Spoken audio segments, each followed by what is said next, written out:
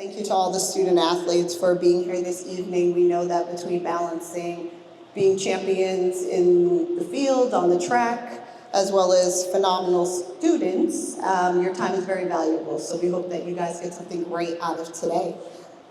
On to the program. Yes, so it's great to be here. Very happy to have you here. First question will be an easy one. What does Girls and Women in Sports Day mean to you? Well, it's great to have you guys all here. I think when I see a day like today, acknowledging girls and women in sport, it just makes me happy because I grew up in a time where there wasn't many girls playing sports. I grew up playing with the boys on the soccer field, the baseball field. I have an older brother. I had 5 cousins, are all boys, so I did everything with them. And the one thing that I will take from that time growing up is I was never told I couldn't do anything. So that was a really big lesson. So I just kept playing. It didn't matter if there was boys there, girls there. I just went out and wanted to compete. So then when you come to a day where we're celebrating women and girls in sports, it just makes me feel like we're here. You know, girls are here, we're acknowledging, we're respecting, we're giving you the attention you need, although we all always have some work to do. But it's a celebration. It's a celebration of sport, and having the guys here as well to be a part of this is wonderful because it's about the sport, and we want to compete just like you, and we all just want to celebrate the game that we're competing in. Yeah, no, and I absolutely understand that feeling. I mean, you and I overlap quite a bit. I was an 80s baby, raised in the 90s, and competed in the early 2000s and coach now. And I remember growing up, really it was women's gymnastics, which came on during the Olympics only. WNBA was kind of getting its start then, and that was really popular. And then women's soccer, started to really get some huge momentum. And I remember growing up, we didn't have access to a lot of the technology that you all love to use, Instagram, Snapchat, TikToks, YouTubes, Finstas, all of that. And so the only time I had the opportunity to see women who did sports, women who were muscular, women who were in all different types of bodies was on the rare occasion it was shown on TV. And so, it really is a phenomenal thing. I even went to Northeastern and we did not have the opportunity to even celebrate like this today when I was here. And so just to continue to see the highlight, the acknowledgement, again, I agree with you. It's such a great thing. Yeah, it is. Now, during your time at UNC, you won 4 consecutive national championships. 4. Yeah. We still chasing 1. I know track. We got some work to do. We working hard. You were also a 4-time All-American. When you reflect on your collegiate career, what stands out the most? Well, I was fortunate to be part of a program at the University of North Carolina that had a tradition starting to build, and I joined it. I mean, I went to school in '89. I think it started in '81, and we had won national championships prior to that. So I was entering into a team that had this mentality that they wanted to be the best and continue to be the best. So when you joined it, it was immediate like, okay, well, I don't want to mess this up.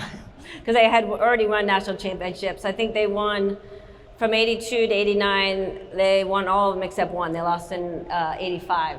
So coming in as a freshman, you're like, oh gosh, they've already done this, so I don't want to be the one that messes it up. So you always had that pride to be a part of it. You had the respect of generations before you, and then the competitive fire. Every time we stepped out on the field, we were competing. We were competing to make our team better. We were competing for a position on the field, to keep our position, to get in the lineup, and we wanted just to be the best. And it wasn't like I just wanted to be the best for me. I wanted to be the best I could be for my team. Because if I was good, and then my team would be better. And so that mentality was so great to be a part of. And every day in practice, we would compete. So you had good days where you'd win some and then you'd lose some. For those of you that are soccer players here, we would do 1v1s, and we'd do 3 sets of 1v1s, and you had to keep track of your record. So if you had a record of 3-0, at the end of the session, the coach would be like, okay, what's your record? So if you were 3-0, you'd be like 3-0. And then if you had a record of like 0-3, you'd be like 0-3, because you felt like you let your teammates down. So we had that competitive atmosphere. You won some, you lost some. So what I realized too is I hated losing more than I loved winning. So when you become part of that program where they won, you're just like wanted to keep on doing it because it felt so great. So I was fortunate to win 4 national championships and be part of a great legacy there, and just so happy to be able to go to school there. Yeah, awesome. And keeping with that, we, on Monday, track practice, we had some of our athletes line up. And we were working, it was acceleration days, so we were doing starts, getting out the blocks. There's someone covering their head over there. Right here in the front. And so everyone gets in the blocks, it's real quiet. I do the set, blow the whistle, go. And you got 20 meters, 30 meters, 40 meters. Some people win to 20, some people win to 30 meters, some people, only one person can win the whole way. And, as a coach, you want to see that fire, you want to see that frustration, you want to see people not want to lose. I had someone throw off their spikes, take off their shirt, you're ready to leave practice almost. So that's all right. When those things do happen though, because failure is part of the process, it's part of the game, how did you, or maybe teammates that you competed with, how did you see them manage through failure? Because sometimes there are those athletes who or those teammates who may have been the 0-3 ones, or, was there ever a fear of failure? Like you said, when you've been so successful for so long, are you afraid of that run ending, and how do you manage that? I think and never in my mindset was I afraid of something ending, or I was afraid of losing. I knew that it could happen. So for me, we competed so much in practice that it did happen.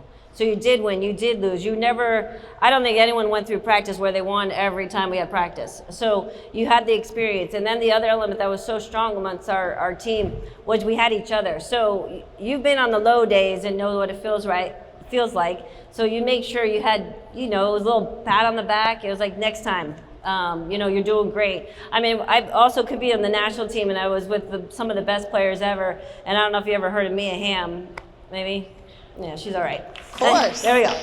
Anyways, so one day at practice, she's like shooting, and the ball's like flying over the net. She's like, I suck. And I was like, well, you don't, but So we all have those moments, and it's just a matter of what you choose to do with them. And when you're having a good day, your impact on your teammates is so important. To lift them up, to keep them going, because you're going to have a bad day and you're going to want someone to cover for you. We used to do so much competing that we would do these 4v4 tournaments. And when I was training with the U.S. team, I lived with 3 other players. So we happened to be the captain of each of our teams. So there was 4 teams. And at the end of our 4v4 tournament, there was one team that won. It happened to be my team that day. So you're talking about dealing with some loss or not winning. So we all drove our car to practice, and then we all had to drive the car back to practice. And when we lose, people are not happy. And I was just sitting in the car because I won, and I'm like, doo-doo-doo. And they're all still kind of mad that they lost. So we get back to the house, and we're getting, food ready, and still no one is talking. And I'm just trying not to get my butt kicked because I won. And we're just doing that, and we're making food, and then someone asked me, I think I asked someone, I'm like, could you please pass me the mustard? And they're like, yeah, we know you won, Lil. I was like, I just asked for the mustard. So I think when you hit a level of competition, it's healthy, it's great, you want to win, and you have to take those moments where it takes some time to cool off, and it's okay. We had lunch and we started laughing and everything was fine again. So you got to remember, it is a game, but your goal ultimately is to be successful. So you got to manage the highs, the lows, and if you surround yourself with the right people, both those things are great to deal with.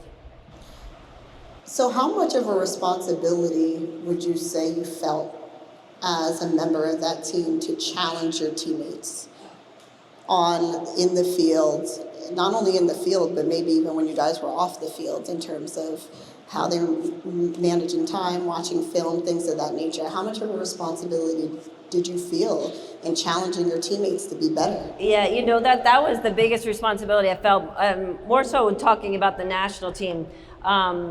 to make sure that I was doing the best for my team. So this is like the 90s, and we weren't together as frequently as the US team gets together now. I think probably a lot of the sports are similar. So we used to train on our own, and you had to be fit. So I lived in Connecticut, and we had some girls live in California, and the weather's nicer. And I remember in the winter, and I had to go run and do my fitness outside, and I was doing it on a snow field, running 120s. And I would call my friend Julie in California. I'm like, how was your fitness day? She's like, oh, it was great. The sun was out. I was like running through snow. But I knew I had to do it. If I didn't come in fit, then I was gonna be the missing link. Like I wasn't gonna push my team. So I felt that obligation to be fit. You felt the obligation to be played in, so getting the touches. I would kick the ball against the wall all the time. I didn't have many other people to play with. So I did have that feeling that I gotta do whatever I could. And that's kind of the selfish part of it. You wanna do whatever you can, but in the end, it's gonna help the team be successful. And then it's off the field stuff. You know, we enjoyed ourselves, we had fun, but we also knew what our goal was, and that was to perform and be the best that we can be. So I think there's definitely a balance of on-field, competing, off-field, a lot of bonding and fun, but also knowing what our ultimate goal is as a team. Yeah, and I love that reference you made to, you know, your teammate who was out in California. And so I think our student athletes can understand the challenges that may come in competing at this level one at an institution that challenges them. It sometimes takes them to the edge academically, but also sun goes down super early a certain time of the year. There's snow. You don't want to leave your dorm. You don't want to walk to practice. It's cold. It's dark. But they're not being an excuse. Just, you know, your teammate is doing it, whether that teammate's on the other side of the country or not. You know, it was still a responsibility of you to make sure that you got up and took responsibility for what you had to do for that team. I absolutely love that.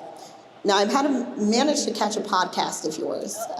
You did it late last year, and you had a quote that I absolutely adored, and you said, pressure is when you question what you can do. And so, you know, can you just expound on that piece and maybe talk about how you've handled pressure or moments of pressure? Yeah, well, I think if we all look at, I mean, obviously Olympics are starting up soon, and when you see people do something extraordinary, but when they do it, it looks so easy. That's because they put years in and time in. And so when I think about all the competitions or national champions I played in or World Cups, yeah, it builds to this moment because everybody's watching this moment. But it's like, if you have this moment, it's like below that is so wide. So all this area under here that brings you that moment is time you put in and people that have helped you get there. So when you get there, you should be in an area where I've been here before and I can do this. And if you surround yourself with the right people, that feeling when you're there is phenomenal. And I think all you here, you have the support of your team, you have your coaches, you have your family, your friends, extended group that believe in you, because you wouldn't be here if you didn't have that. And I think that pressure is created from the outside, but for you, I've done this. I've been here. I know how to kick a ball. I know how to run fast. I know how to, whatever you call this in volleyball. I know how to do all these things because I've done it. So once you put in your head that I've done this before, you're good. Anytime you start to question your ability, then that's where we get into trouble. But that's what your teammates are for. That's what your family and friends are, to remind you that you're doing great, you're in the right spot, and you got this. Yeah, and I think it's so important to recognize, like you said, pressure happens when you're not sure of what you're about to do, when you have the opportunity every day at practice to make sure that you're giving 110%. So that when that opportunity presents itself, you don't have to worry about getting ready because you're already ready. Yeah, I think I heard Gino Ariama from UConn talk, and he's like, if you train here and then you in practice and then you get to the game, you can't expect to be up here. You know, so you have to, in our practices, like I lost one game in college, and everybody would be like, well, you know, you never lost. But in practice, I talked about, we were competing, we lost in practice all the time, because when we trained at practice, it was like a game.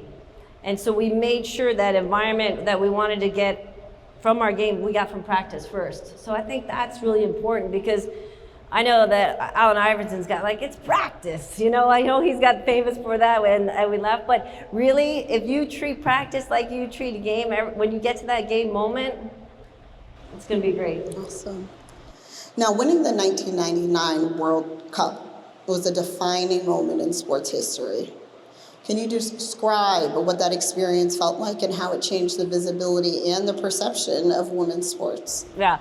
So 1999, we decided to, well, we were hosting the World Cup for the United States. First time for women's soccer to host a World Cup. 1994, the men's team played in the World Cup, and we hosted then. So we had the World Cup in 99. And they wanted to put in smaller venues, so like universities or high school venues, but the committee decided to put it in big stadiums, like the football stadiums.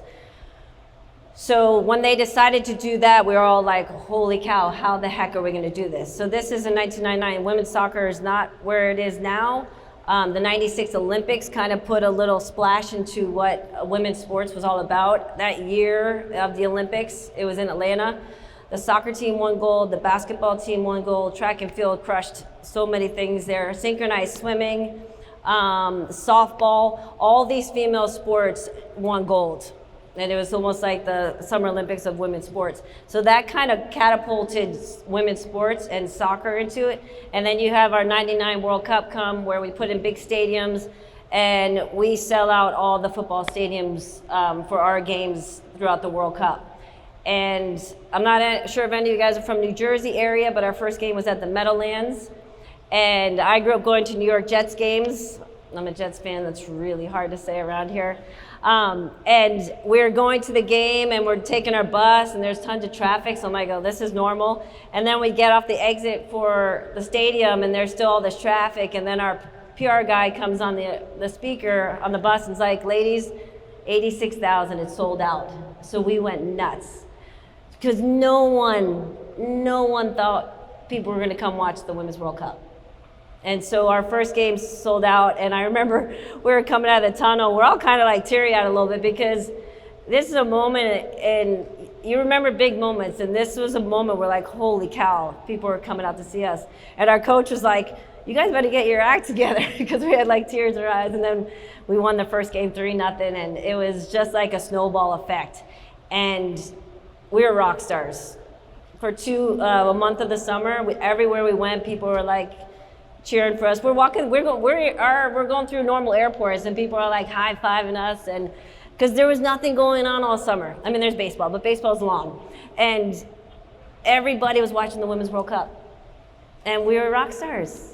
We were Taylor Swift, we were the Beatles for us old folks. We were just, everyone was loving us, and it changed lives. And when we won the World Cup, the final in the Rose Bowl in California,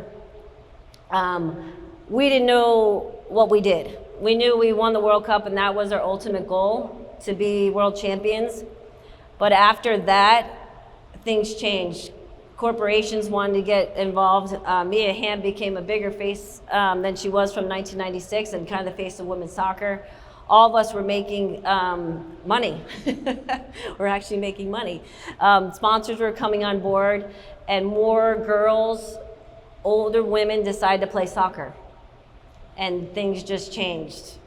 I was playing golf, like, after, not very well golf, but I was playing golf after, and this guy, he had to be like 75, and he's like, because I had one of my US jackets on, he's like, hey, were you on that team? I was. He goes, you the one that took your shirt off? I go, I wasn't. But we made an impact on people from little to old, and changed the face of women's soccer, but also sports. It kind of escalated sports into another area, women's sports, yeah, specifically. No, and what I love about that story is the excitement of that moment is still very palpable. Like, hearing you talk about it, your eyes light up. Like, I feel that despite all the success you've had, it's still probably a handful of moments that stand out the most. It is, and I think it is because we won the World Cup, but it changed so much. It was one of those moments that changed. It changed people's views. It gave people, brought dreams alive, gave people hope. Young girls were like, oh my gosh, I want to play on this team. They weren't seeing that before. I grew up, I didn't have any female role models. So now these young girls were looking to us and were like, oh, this is incredible. And when you say it's still kind of fresh with me, I still get excited. We went to penalty kicks. For those of you that didn't know, the game went to penalty kicks. You couldn't have written a greater story for people to watch and to share. We went to penalty kicks, and it came down to our last penalty kicker to take it for us to win. I was one of the penalty kickers, and you're talking about pressure. I mean, 90,000 people watching, and for penalty kicks, you have to be at the mid-stripe, and then you have to walk to the 18. That was the longest walk of my entire life. But for those of you, all in here that play sports, when I walked from that mid-stripe to that penalty spot, I didn't hear anything. I was like, when you get in the zone of whatever sport you're doing, when things are just going. And I was the third kicker, and my two teammates that went first, if this is the goal, they went right in, they shot to this side of the goal, and the goalie dove that way twice. And I'm watching this, and I'm coming up to the line, and I'm like, oh my gosh, I'm lefty, but I want to go to this side, but she's diving that way. I was like, do I switch? And I said, no, I'm not switching. I went up, didn't hear anything. I put the ball down. My dad said, oh, he didn't watch it because he was too nervous, but my brother said, you put the ball down and then you kicked it, but you had to wait for a whistle. And I took the shot. The ball went upper 90. I didn't mean for it to do that. I meant to go low, but margin of error was great. That thing went in the net, and my heart, and then I suddenly get nervous forever because I was like, oh my God, I just scored, but oh my God, my teammates have to go. They got to be so nervous. And it was exhilarating. Then I heard the stadium go nuts. So you guys know what it's like when you're there in that zone and things are falling and that's what it was like. And it was and now I watch it on TV and I'm nervous watching and I know what happens. I love that. And I think, I dabble in running still. I don't know if you still kick the soccer ball around on occasion, but on occasion I'll hop a hurdle, do a thing or two. And the athletes are always like, oh, do you miss it? Are you going to run again? And I'm just like, I only ever miss the championships. And when I think about the hours I put in running and training, the many, many track meets. Back then, we actually had to run it in the snow. Now they're lucky because I don't like being outside in the cold. But, I think about the hours, and there's only a handful of moments that really, matter, that encapture all of it. And I think it's a big reason why as coaches we're always so hard on our athletes and impress upon the athletes so much to work as hard as they can every day, because you're putting in so much time, so much effort, so many hours for moments. But those moments, how 1999 that was, and that is still a moment that brings you so much joy. And I just think that is such an important thing. It does, and it is the moments, and it's your time here, and you want the most you can get out of it. And I think you guys all know, a part of sports and part of a team, there's nothing like it. There's nothing like having teammates, friends, and a immediate group that you have a common goal with to try to accomplish it. It's awesome. And the lessons you'll learn and take on later in life is the bigger picture as well. But it is for these moments. And it's never wasted. Nothing's ever wasted. One of my saddest moments was the 2000 Olympics when I lost in the semifinals, or in the finals. And to this day, I can remember standing on the podium, and I was looking out to the crowd, and I was sad because we lost, but I also was like, my parents were there, and I was like, I couldn't look over to where they were because I didn't want to let them down. And I get choked up just thinking about this. But the moment I did, I went and looked over there, they were like smiling and clapping. They were proud. So I always like to share this with young people that are competing. Your parents love you. They love what you're doing. You don't have to win. You don't have to get an A+. They obviously, all that is wonderful, but they're so proud. And that's what you should be doing it for. Like, not to make your parents proud, but just for yourself. And how much an impact you do have on people that you don't realize. And I think that's something, that's what I miss, the impact and just the team camaraderie.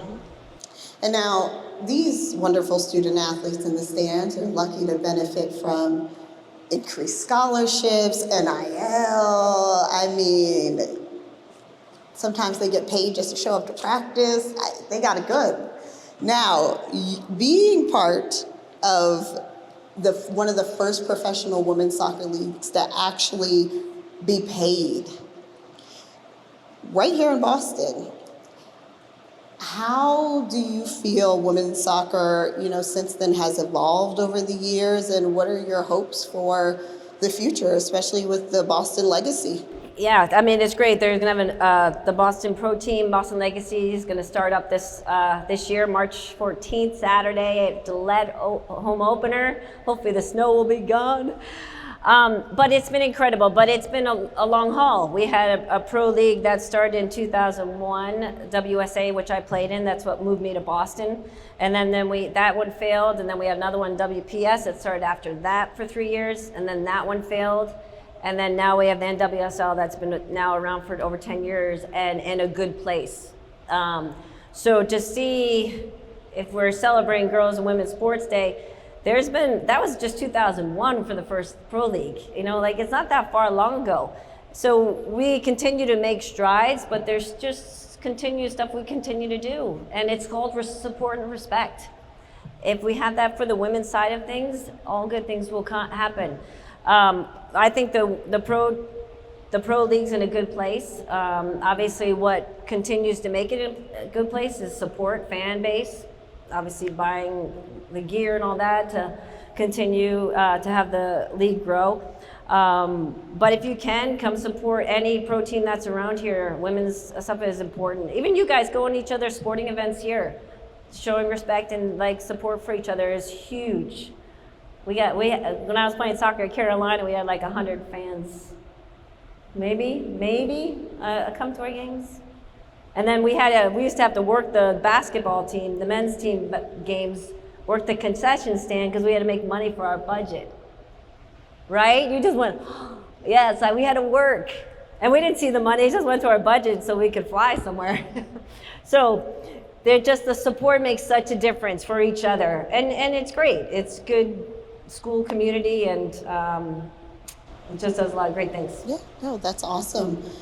Now, what lessons or skills from your playing career have been most valuable in your life?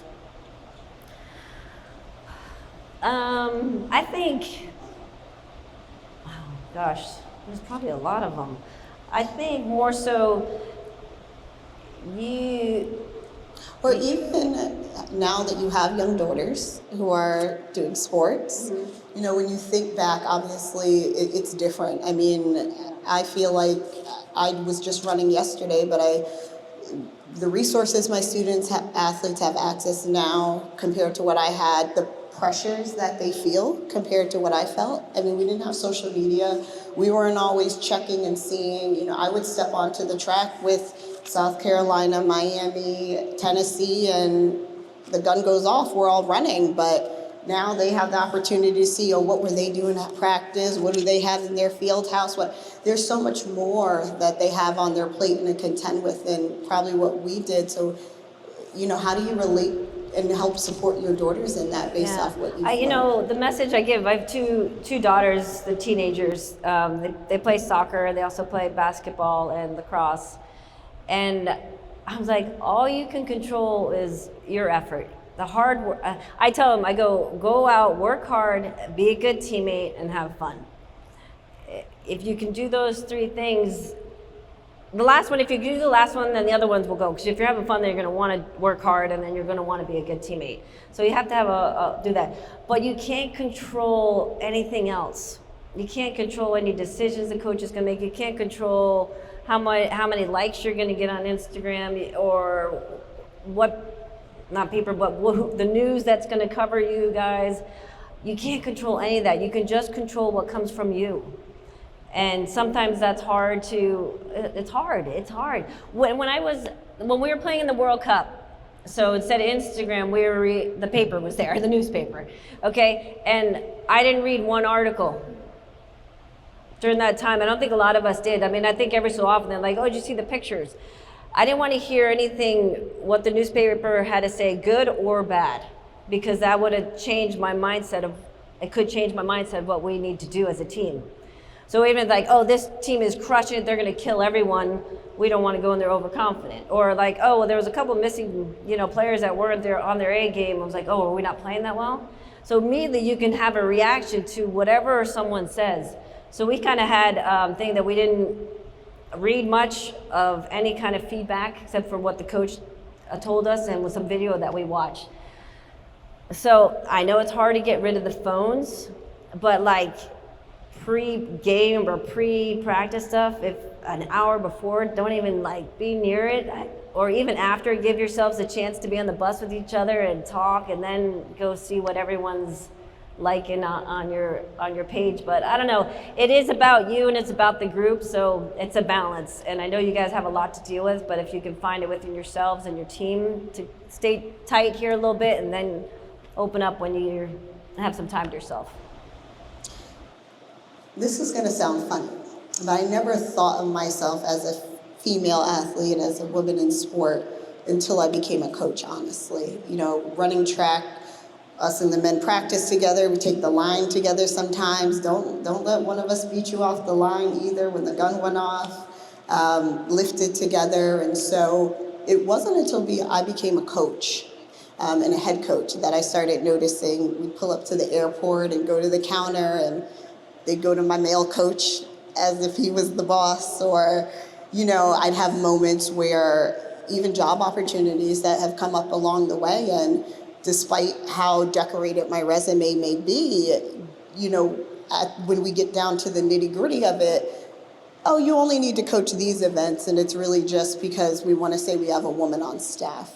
And so I think those are some of the things that at the athlete level is also not always seen. And so can you speak to just any challenges that you may have felt you had to navigate as a woman in sport, whether it was during a game, like actually in the field, or just maybe fighting for just some equity along the way? Yes, I mean, all of that stuff that you've said we can relate to and have. I mean, even now I coach my kids' town teams, and I coach with two other dads, and we'll go over and they'll, go to the guys. And I'm like, I don't care. And then I'll be like, well, they don't know I won a World Cup, so maybe they should talk to the wrong person. But like, see, there are those moments, and you just, I feel just in general, if everyone just respects each other, just have respect is the biggest thing. We had a situation where we were getting ready to play a soccer game at our high school, and the football team was still practicing, and both teams were there, and they were kind of warming up underneath. I'm like, oh my gosh, they need to be off the field because there's a game. This was just practice. And so it's those little things, and a lot of times we get so caught up in what we're doing or what you're doing that you don't feel the effects that what it could have on others. And I think that was just a moment for me. I'm like, gosh, we've come so far, but now look, I mean, they should have had them off before, plenty of time before. And it's not a big deal, but it shows the girls like, oh, we don't really respect you. And that's the hard part. So those little moments are really where you can do some of the changing and for each other, and you just hope it happens less and less. Yeah. No, and I think that's another reason why it's great we have so many young men in the audience today as well, because I do think it's incredibly important that they're able to be allies, because oftentimes in sports, men are going to have access to rooms that we're not always in, or not always invited in and being able to have that voice and support and speak and bring women along and have them on your short list if you become a coach or get ready to hire. Those things really are important. To your point, we've come far, but there's still so few women in coaching. There's still so few dollars put into women's sports on a professional level, and a lot of the changes and growth we've had, you're still talking about just the 2000s. Right. So we do have still quite a long way to go, and so having these moments to reflect, remember, encourage, support are incredibly important. Yeah, and just celebrate what we're a part of. Like all in this room, sports, what you're a part of, just celebrate. It's soon you're going to be out of college, and some of you may move on to continue to play, but some won't. And you got to celebrate the time you have and enjoy what you're a part of, because it's pretty awesome. Not all people get to go to college and play sports. Yeah, no, I love that. So, last question that I have is, when you think about your daughters and whether they choose to play college sports or and either of them go pro, or when you think about any grandchildren that you may have in the future, do you have any hopes? Are there any major hopes that you have for them when it comes to sport and how sport might impact them? Or is there a legacy that you hope that they remember you by? I just hope, I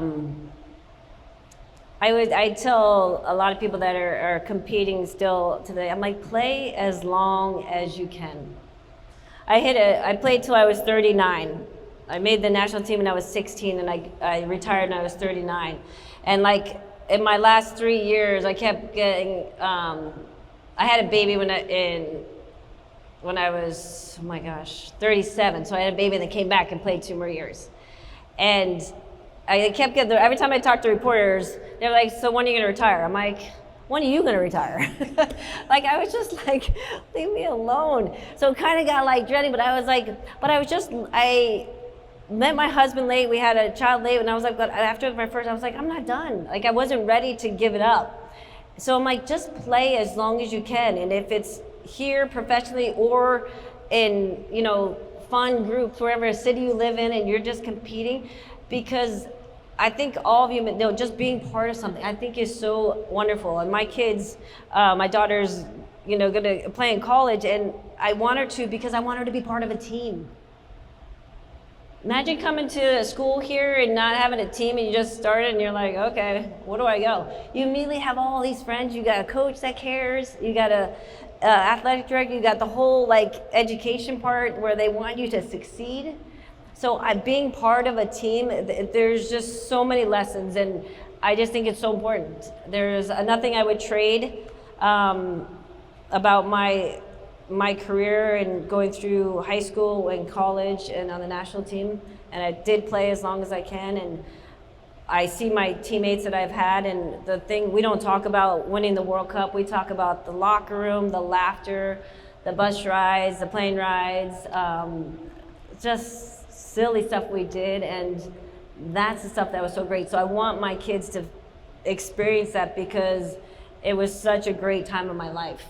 Granted, I won a lot, so that helped, but it was a great time. My husband was a golfer and a hockey player as well, and we talk about it like, gosh, it'd be so great if we could play again, because it was just a great time. Yeah.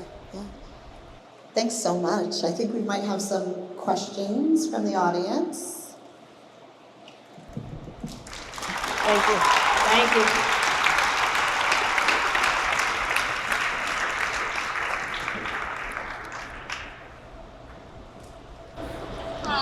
Hi. I would like to know what your biggest setback was, whether that was collegiate or playing in World Cups or professionally. My biggest setback, I think, when I was younger, it was traveling, being away from home. I was a homesick kid, so I had to get over that. And I spent my life on the road, so it took me a while, but it was great. But I think after I had my child and I came back, I was probably, I came back mom's in the room. I came back, I had a baby in July, and then I played in October. And it was a little bit earlier than I should have, but I was like, all right, I got called in, I gotta go. I can't say no. And I thought I did pretty good, like for just having a baby. But after that camp, I didn't get called in for like another almost year. So after that moment, I was like, gosh, can I do this anymore? And then I was playing in the pro league a bit, and I was still kind of doing well. And then I finally got a call back in. So I think that moment where we talk about the highs and lows, it was a low. I was like, I've been playing for 20 something years and I didn't get called back in, and I started to question my ability. And so that was kind of a low moment. But like I said, my teammates and playing in the pro league and just going out and just playing and doing what I can do helped me kind of get back to the level that I thought, and then got asked back in.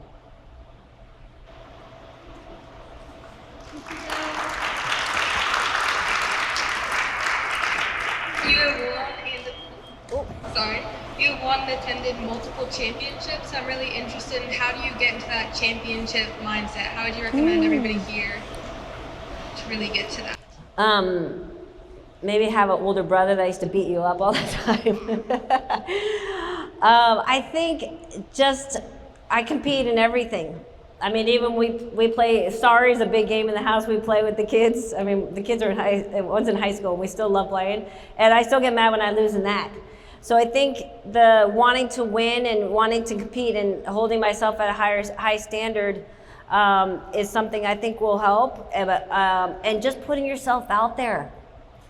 There are going to be bad days. You're going to trip. You're going to fall. You're going to miss. You're going to do all these things. You already know that, so just go out and do it. Put yourself out there on the line and do your best all the time, because that gets you in the place where you're going to just keep going and not worry about what's going to happen. And hopefully success will happen. Winning hopefully happens as well.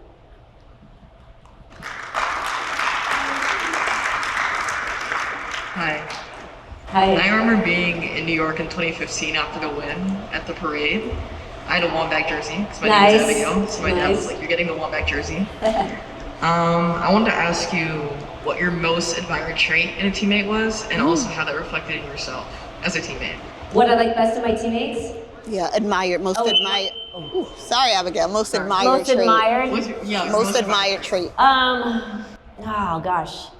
I think the interesting thing, that question I think is interesting, because if you look at my U.S. national team and look at all my teammates, we were similar, but we were also different.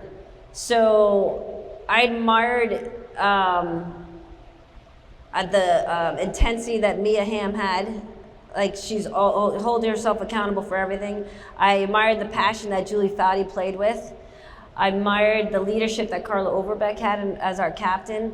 I admired Michelle Akers, who was like the one that started women's soccer for us. It was on the first team in the U.S., and she was a warrior. Like, everything she did, she put her body on the line. I think she's had like 15 knee surgeries, a couple shoulders, a couple concussions. So I think there wasn't one thing I admired. I think I admired the individualism that each teammate have, but as a group, we collectively fought to be the best we could be.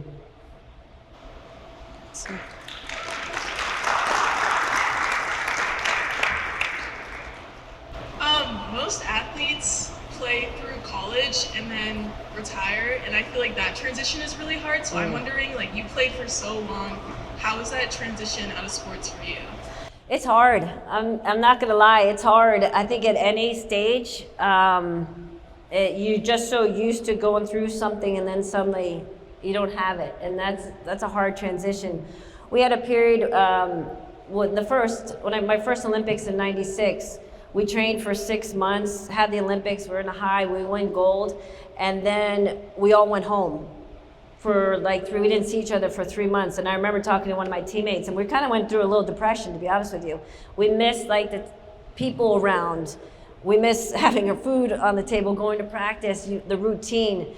So I would think the best way to, when you end something, go and find something else to go into. I retired, and then I had another baby, and then I trained for the Boston Marathon. I know, I'm running this year's too. But I needed something. So, like, you find something else you love, whether, I don't know, you just, hopefully in this years you're here and doing sport, you're also finding other things that you love. But I think it's finding something else to fulfill that. And to be honest with you, I don't think I've found something that's done that for the sport, but I found other things that I love to do with my family and friends and all that stuff. But it's not easy, but you can do it, and you can find something else that's gonna make your heart pound, get your nerves going.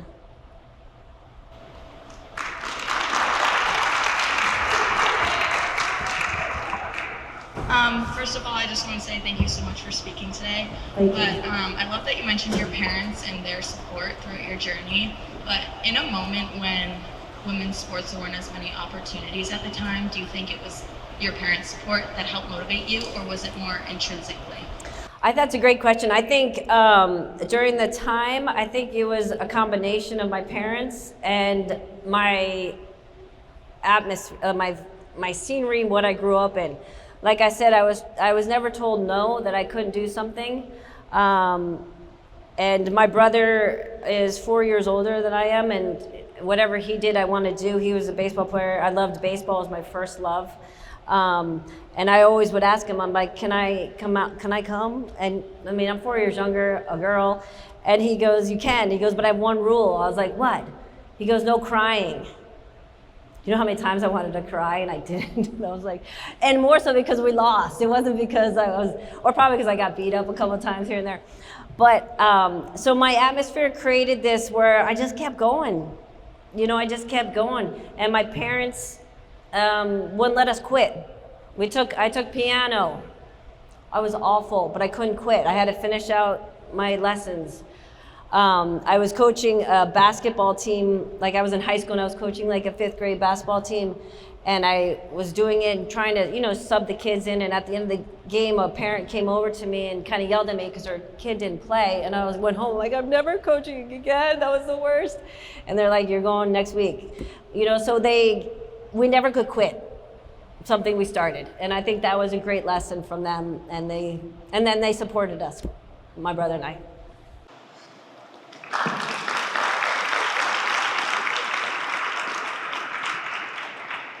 Any other questions that might be out there?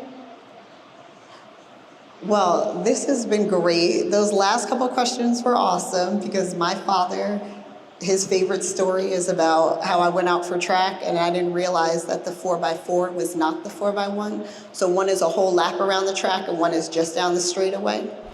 So I wouldn't know that either. Listen, I stopped going to practice. He came home early one day, dragged me out there, introduced me to the coach again, and it was just like, she will be here every day. And what he said to me was, you made a commitment. If you don't like it at the end of this year, that's fine. Yeah. But you're going to finish what you started this year. And decades later, who would have known? Right. But no, thank you so much. And thanks to our awesome student athletes. Those were some great questions. Got some great gems.